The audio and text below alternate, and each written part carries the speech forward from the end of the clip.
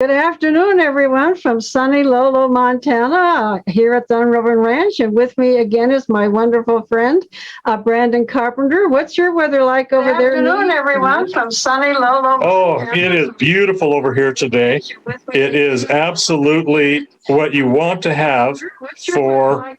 I'm sorry, I got to turn something off here. It is sunshiny and warm, but not with any precip. So I don't mean to complain about the nice weather, but it's giving you a little grip on the top of the frozen ground right now.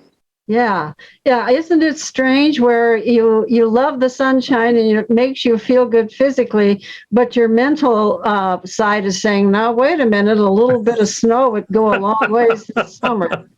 We're never satisfied. If it's dark and gloomy and snowing, it's good for that, but then it makes us, what is it, that seasonal addiction or where you're sad all the time, right? Yeah. So I just as soon be sad and full of, knee deep to some water than the opposite right now.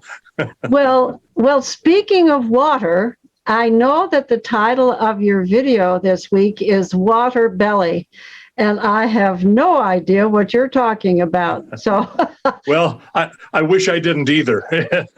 It's a condition that is caused by a blockage of the urinary tract.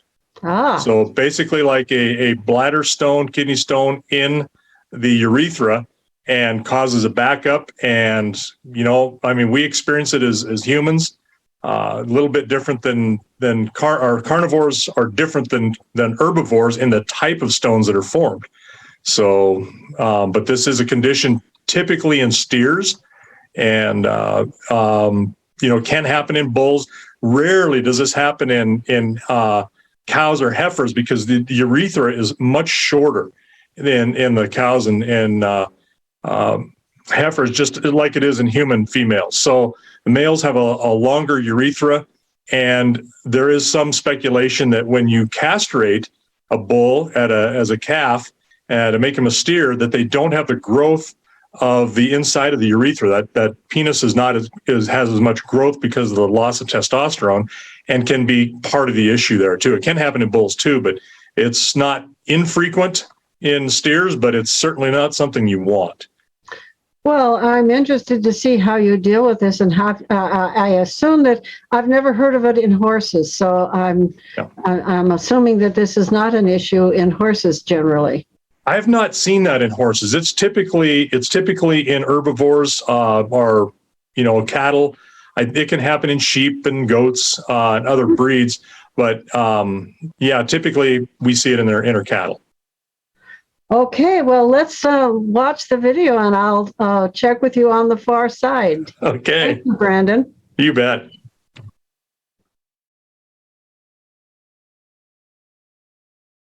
Hello from the Hashknife. I got something here that's a little bit unusual, but not so uncommon.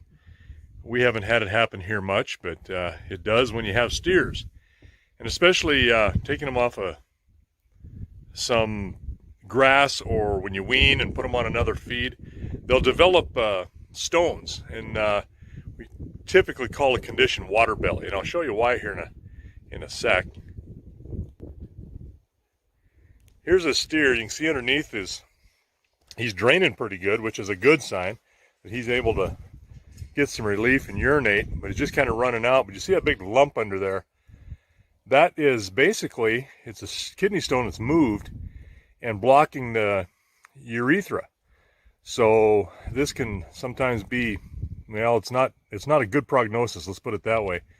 I did give him a little bit of antibiotic to help, and just in case he's past the stone and then tears the urethra a little bit, that'll help him fight any infection. But him standing there and dribbling like that is a very, very good sign. I haven't seen him do quite like that in a while, so maybe he's getting that stone moved, passing through a little bit. But I'm going to put him in the chute and see if I can't palpate this a little bit and see if he's moved along, or see if I can find anything in there. He probably can't feel much, but there's desperate times like this. He looks pretty alert. you'll notice his face. His ears aren't droopy. He's watching me, and his eyes they're brighter than they were. They were kind of dull the other day. So he's, I think, maybe gaining a little on this. But still, draining. That's what we wanted to do. There we go. Get him to go up that chute a little bit. Catch himself in the head catch. And then I'll see if I can't help him out. All right, he got himself caught in the head catch. So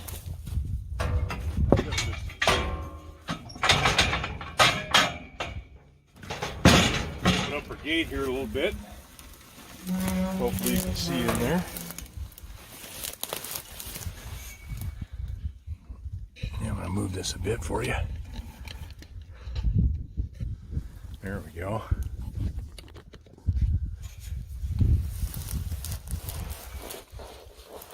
Let's see what I can do for this guy. Get him.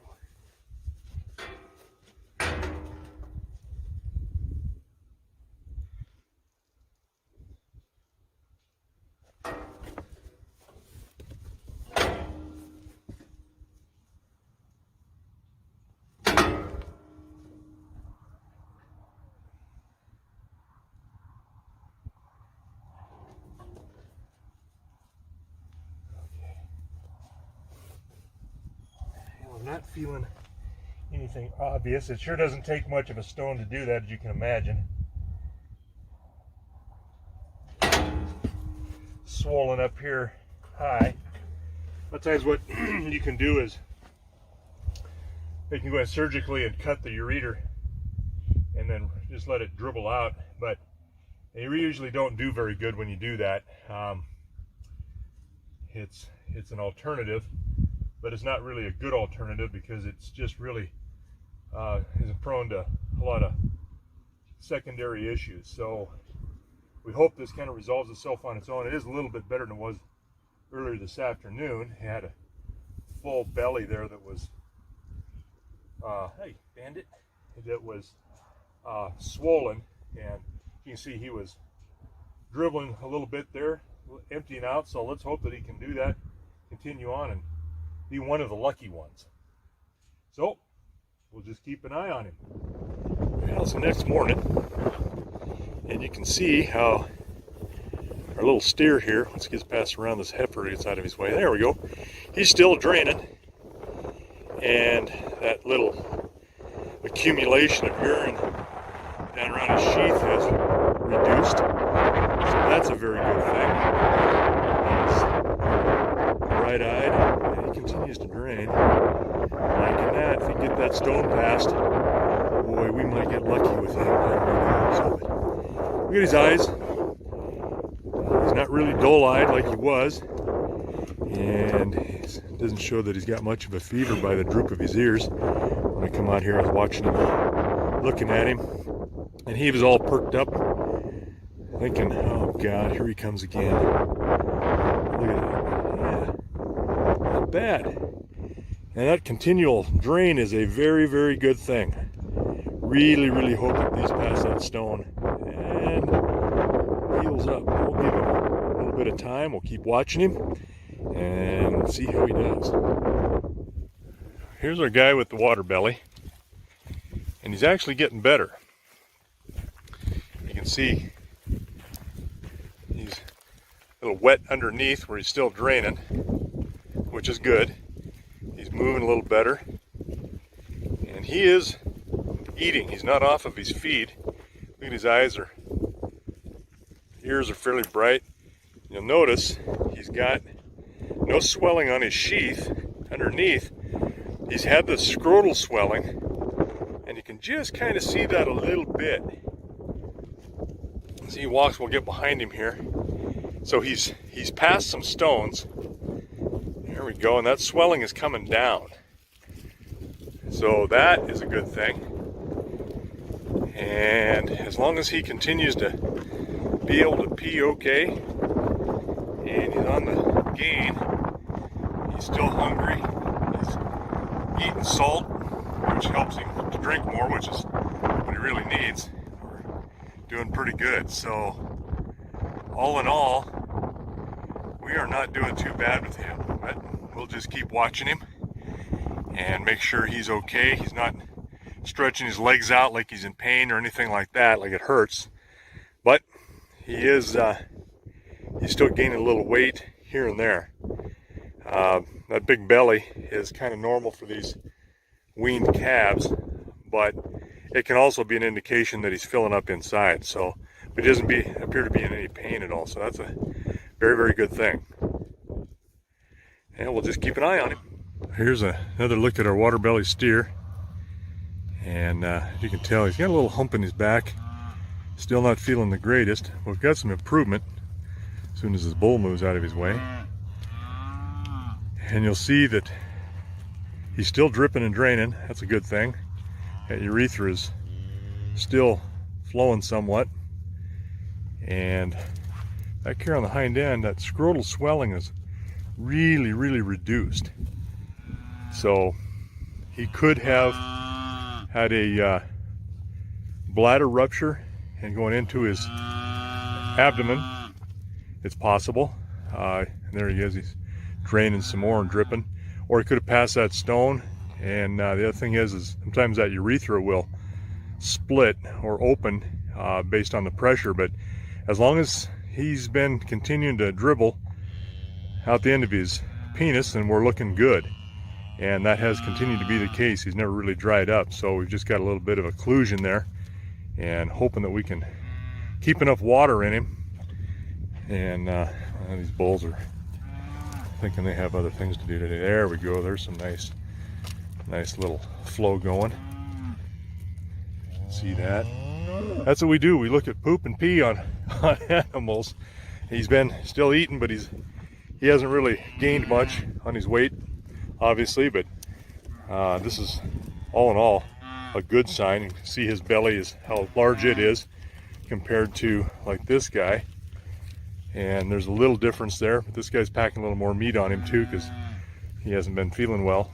So we're optimistic, yet I think, as Lisa says, so we're staying guarded. We'll just continue to watch him. Here's our water belly steer. He's doing much better. He's out grazing on his own, and all that swelling from the scrotal area down the belly is gone now. So he's probably past that stone. He's a little thin because he was off his feed, but the last couple of days he has been out here on his own doing some grazing. So early this morning, check reveals some improvement. So we just need him to get back to gaining more weight, get that flesh back up on his body. He's still just a slight bit humped up, but that's probably part of his spine and his top line since he's lost some weight. You can see the little bit of difference there, but grazing, he's not off his feed. He's been out eating a lot, and there comes a nice poop to prove that process is going. So haven't seen him pee yet, but his end of his sheath is wet, just as you'd expect on a steer or a bull. And he seems to be moving a little better. Eyes are a little bit brighter. Ears are up a little bit. You compare him to this guy who's a little bit older than him, not much, but he's getting there. Yeah, look at that. He's like, yeah, you hurt me.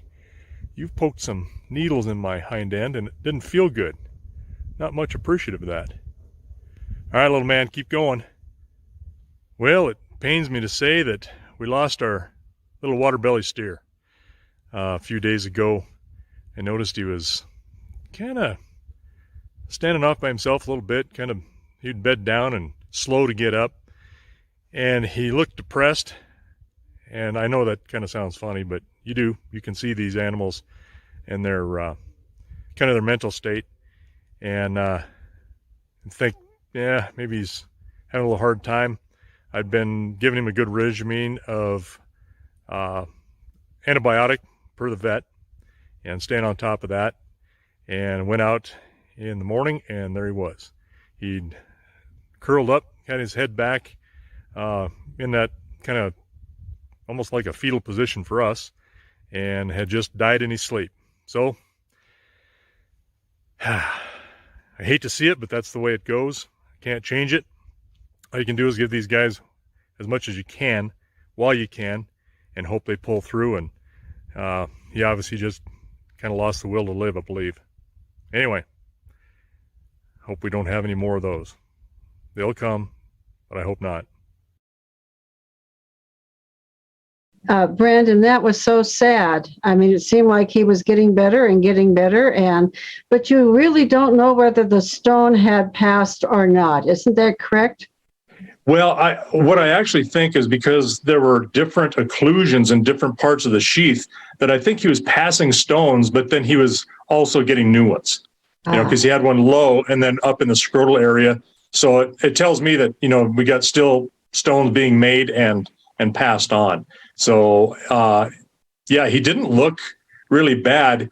The last couple of weeks, he had been not eating quite like he was after you saw him in the pasture there. I had some good hope for him then, because, he was moving out and ranging and seemed to be a little bit more energetic. And, that's good. When they're out moving around, that's a good thing. So I was hopeful, but I'm guessing that he just got another one, or you couldn't tell because he didn't look really fevered. It's a possibility that he ruptured the urethra, even though you couldn't see the stone, on the end there, and had some urine in the body cavity, and then got septic and died fairly quickly. Wow. At the very beginning, you mentioned a change of diet. And is this a common aspect of all of this, where a steer who has undergone a change of diet is more at risk? Yeah, that's right. We went from just grass pasture into a pasture and had some hay for him as well. Mm-hmm. And it was alfalfa hay, which is high in calcium. And, herbivores tend to have more basic urine, and we as carnivores seem to have more acidic urine just because of our diets. And that calcium is a big issue there. You can have a calcium phosphorus imbalance, and you need to kind of keep that at a 2-to-1 ratio if you can, if you know what it is. And that means, keeping a lot of water in them, trying to change the pH. We could have went through that route of changing the pH for him and tried to dissolve that some, but he was doing pretty well. I thought we were okay as long as he, had a urine flow. He was good. And one thing about cows you gotta remember is that they're as a vet I heard say they're recreational urinators and defecators. So as long as they're doing both, they're usually pretty healthy. And we knew there was a problem, but he was still draining. Wow. And, one of the things that was really apparent to us who were watching is how well you know your cattle, and how, you develop this sixth sense. You see one off standing by itself, or a slightly different profile, and suddenly you pick it out as something in need. That this is really an important part of your shepherding your animals, isn't it? Yeah, I mean, you're always watching behavior. You're watching their body condition. You're watching their faces, noses, the other ends, the feet. I mean, you're just watching them physically, and then you're watching their behavior and then their mental state too. And a lot of times their mental state goes right with how they feel physically. And you'll see them, they'll hang their head, or their ears will be droopy. They'll be off by themselves or not eating. They're either in pain or a little depressed because of pain. I mean, those are real things in animals, and it doesn't matter whether it's a horse or a cow or, sheep, goats, dogs, cats. They all kind of do the same thing, and we do the same thing as well. If you think about it, we just kind of want to isolate and, just kind of get better. Exactly. In fact, we here at Dunrovin have a little routine that we do when we pull a horse out of a stall. And part of that is to get it to cross its legs in the back to kind of ensure that doesn't have any neurological thing going on. But one of the important parts is looking into the eyes, is taking a moment to really look into that animal's eyes, because as you said, it's true of people, it's true of horses, dogs, whatever. Oftentimes that pain and mental state comes right through their eyes. And I noticed you saying that several times. Look at his eyes. You were looking at his eyes. Yeah, and that I mean, it gets drummed into you from the time you're a little kid. What do you see wrong? And I may not know. And I remember the first time that my dad was with me, and he saw a steer that had water belly. He didn't say anything. He goes, "What's wrong with that steer?" And I had never seen water belly, but it's up to you to listen to what other people say and their experiences. And I looked at him, I went, "I bet he's got water belly." And he goes, "How do you know what water belly is?" So, you listen and you learn, and you may not see it now, but you may see it later. So you're trying to always file that stuff in the back of your head about what is a condition, what causes it, what to look for. So, I mean, it's just what you do. Yeah, and sometimes you misread it, and Absolutely. It can be devastating for both you and the animal. I think, Mickey died this last summer. Right. And I think I misread the situation, Brandon, and I've been beating myself up over it for quite some time, because I saw him and I called the vet that night and they said, "Oh, I think it'll be okay until the morning." Well, it wasn't. Yeah. And I should have been really insisting, because I was concerned, but I didn't listen to my gut. Instead of, that happens. Well, and realistically, veterinarians, I mean, these people are professionals, yeah, and they miss stuff, so yeah. I mean, it's one shouldn't beat themselves up too bad. There may be nothing that you could have done. There is that. And you blame yourself a little bit when you don't get something done earlier or quicker, and it causes more of an issue. But you know what, that looking back on something that's pretty easy to diagnose then, when you already know what the problem is. Isn't that the truth? Now, I'm going to ask you a question. You had been giving the steer antibiotics. Did that make his meat unusable? Well, no. Yes and no. For us, if we give antibiotics to an animal, then we won't have it in our butcher steer regime for people. Then we won't do that. But there are a lot of animals that do have antibiotics given to them. And as long as you've gone past, I think it's, for this one is like 45 days, then they're safe to butcher. But we don't do that at all. But I certainly wouldn't send them to market inside of that time. Mm-hmm. Now, you'll notice when he was, there was one part where he had all the swelling was gone and he still looked pretty good. I could have taken him into market and sold him, but that wouldn't have been ethical to do that. I mean, you're just pushing your problem to someone else, and that's not right. So, I mean, you do see them come through sometimes. If you're sitting at an auction, you'll see those animals come through, but then you have to wonder, okay, have they been given antibiotics? So, and it's up to the seller that you don't do that. You don't put them into a food chain inside of the time which is allowed for all of those antibiotics to have a half-life and then completely out of their system. So and they're really good about that. Say if it says a 60-day warning, you're probably safe to eat them in 30 days. I mean, they put those in there for that's when their lawyers getting together and start dancing around a table. Yeah, but yeah, you just don't do that. We don't do that anyway. Well, I think that's an aspect that a lot of people don't consider when they talk about raising cattle is, taking care of the cattle in terms of their health sometimes requires you to compromise your ability to use that cow and in terms of its meat. And so these are all these things that need to go into your equation when dealing with it all. Yeah, and if you look at like right now, if we could have kept him and he would have been whole and no issues, and we've got a couple other butcher steers that are there, they're completely fine, had no issues, and we will butcher them next fall for some people who already spoke for them. Right. You know, and I include the, you know, for these people because of the situation where they're at, the cutting, wrapping, the processing is all included. You know, that comes off the top of mind, but I'm making more money that way because it's direct. We're cutting out the packer. Right. And I can increase that, but I'm putting a lot of feed into them. I'm holding them an extra a year. And then, you know, all of the care, the wormer, all of the things that goes into them to keep them healthy. So you're not making that much more, but you are. But now that I don't have that animal and I've put money into him and time, you know, Right. with some antibiotics and the feed would be the same, but now I've just lost even Right. more on him if I'd have just sent him to town as a normal calf. And his genetics may have allowed him to have these stones no matter what. That's a possibility. And so he still would have been somebody else's problem, but I just wouldn't have known about it or done it purposely. Right.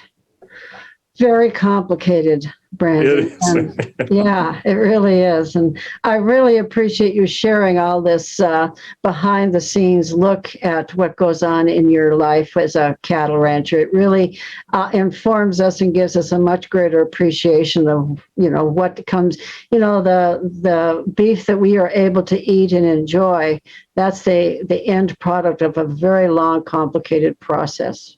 It is. We're not raising chickens and rabbits. The turnaround on those is, 18 to 36 months. Right. You know, what you're eating your beef at, and you can get a chicken there in about 90 days. You know, so Right. it's a big deal. A lot different, and a lot more potential for bad things to go in a longer amount of time. Well, Brandon, thank you so much for sharing this important aspect of your life at the Hashknife. And it's always a pleasure to meet with you and to get these little glimpses, even when it's something that doesn't turn out, to everybody's benefit. It really was enlightening to us. Well, it's real life, and you know that's what we're trying to bring you stuff that's, you know, not edited and not scripted, but Right. it is what it is, you know. And we hope it's always more on the positive side and the happier side. But you know what? That's not real life either. No, it's not. But I think what's the positive part is the way you and your family handle it.